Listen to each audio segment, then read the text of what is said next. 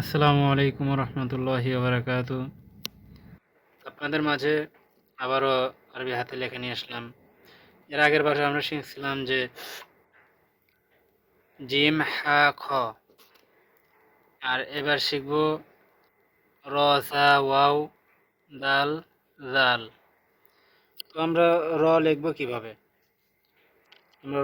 কিভাবে এটাকে দেখে নেই যে কিভাবে লেখে বা কিভাবে লেখা লাগে। আমরা দাগের এখান থেকে নিব, একটু উপরে থেকে নিলে এখান থেকে কলমটা ধরবেন, সুন্দর করে নিয়ে চলে আসবেন, বাস হয়ে গেল।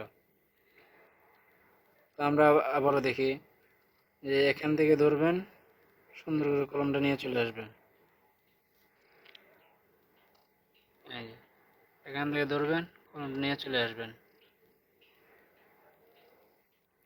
এইভাবে যখন আপনারা লিখবেন, একটু সময় নিয়ে নিয়ে লিখবেন, তখন দ্রুত লেখাটা হয়ে যাবে। আর হাটা আপনারা যদি রটা লিখতে পারেন তাহলে ইনশাল্লাহ আরবি হরফ লেখা আপনার কাছে কোনো কিছুই মনে হবে না, আরবি হরফ লিখতেই পারবেন।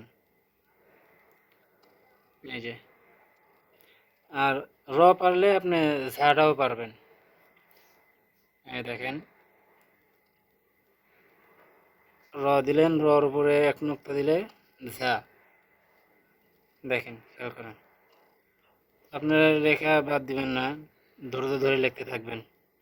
যত লিখবেন লেখা তত সুন্দর হবে।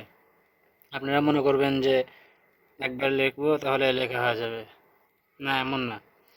যারা লেখা শিখে তারা জানে যে কতক্ষণ ধরে লেখা শিখতে হয় বা কত সময় লাগে।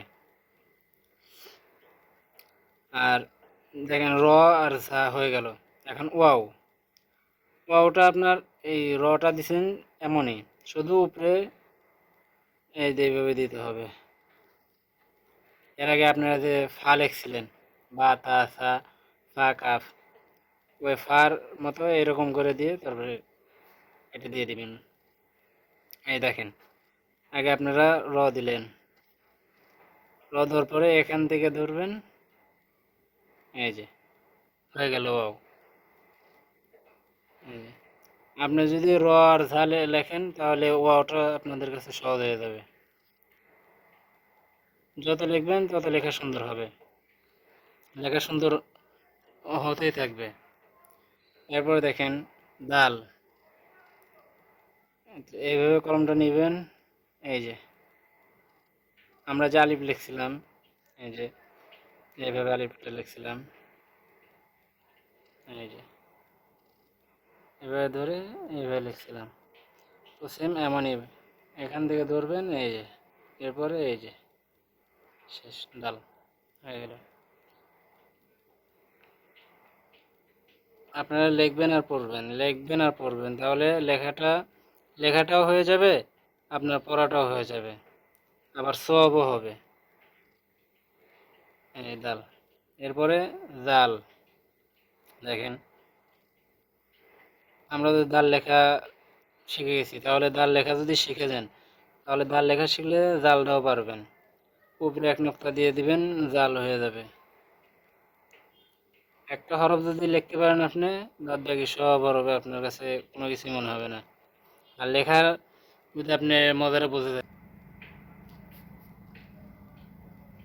যে আমরা একসাথে লিখি যে র ঝা ওয়াও দাল জাল। আমরা এক পৃষ্ঠা লিখবো এক পৃষ্ঠাতে লিখবো ঝা, এক পৃষ্ঠা ওয়াও, এক পৃষ্ঠা না, আপনার যে কয় পৃষ্ঠা লাগে। যখন ঝা ওয়াও দাল জাল হয়ে যাবে, তখন আমরা এক পৃষ্ঠায় ঝা ওয়াও দাল জাল একসাথে লিখব।